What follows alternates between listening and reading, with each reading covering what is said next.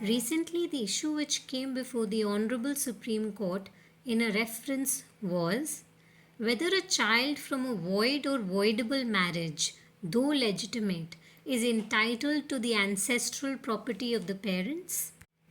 Section 16 of the Hindu Marriage Act 1955 provides as follows. Subsection 1 declares a child from a void marriage to be legitimate. Subsection 2 deems a child from a voidable marriage to be legitimate. Thus, by creating a legal fiction, Section 16 provides that illegitimate children shall be treated as legitimate for all practical purposes, including succession to the property of their parents, notwithstanding that the marriage was void or voidable. But, as per subsection 3, they cannot succeed to the properties of any other person on this basis. However, in subsection 3, the word property is not qualified either by the word coparcenary or self-acquired.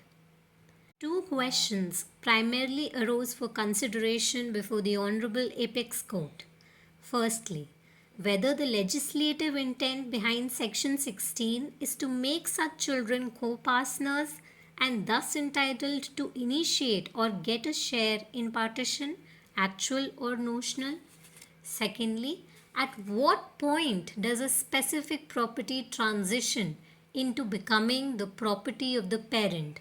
Because it is only to such property that children conferred with legislative legitimacy are entitled to. Moving on, Section 16 was enacted by Parliament with the intention of protecting the rights of children born from void or voidable marriages and such children from being stigmatized as illegitimate. At the same time, Parliament was aware that such protection would also affect the rights of persons other than the parents of the child. Legislature thereby, by doing a balancing act in section 16 subsection 3, limited the nature of rights and property that such a child can seek.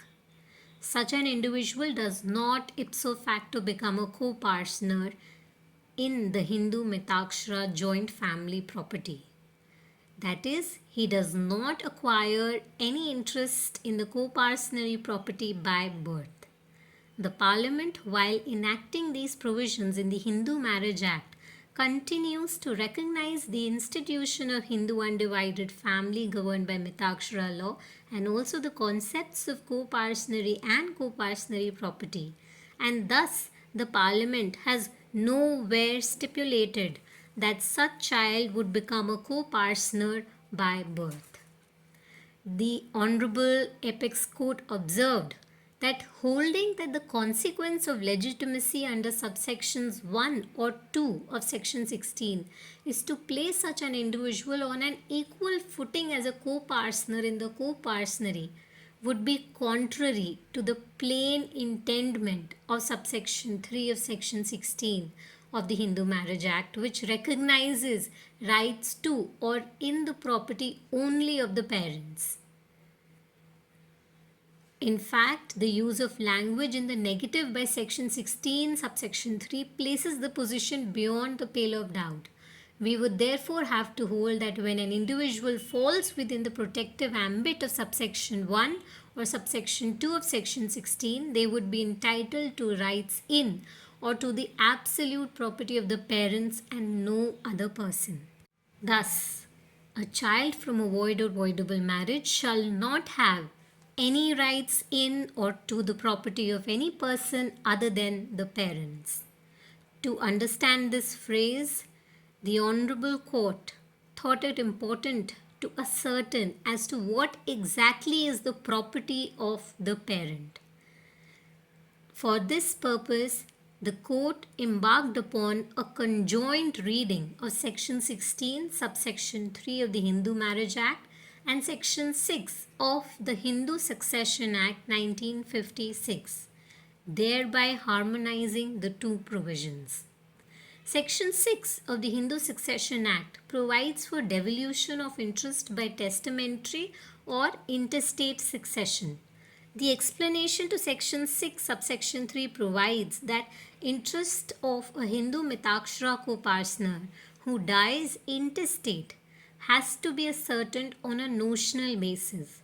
That is, his interest is deemed to be the share in the property that would have been allotted to him if a partition of the property between him and the other members of the co-partnery had taken place immediately prior to his death. This property that falls to the share of the intestate after notional partition represents the property of the deceased, and it is this property which would further devolve upon his legal heirs, that is, his children, both legitimate as well as those conferred with legitimacy under Section 16 of Hindu Marriage Act. Doing so would not breach the restriction under Section 16 subsection 3. Now take the example of 4 co-partners C1, C2, C3 and C4. C2 has died. C2 is survived by a widow, a son and a daughter.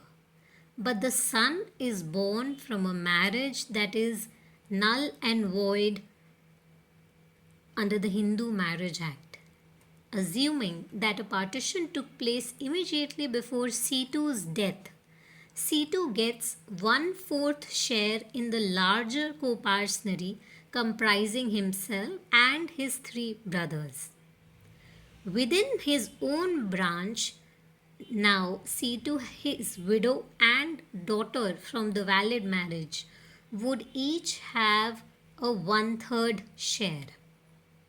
Thus, in the notional partition which is deemed to have taken place, the share of C2 is ascertained at 1/3 of the 1/4 share.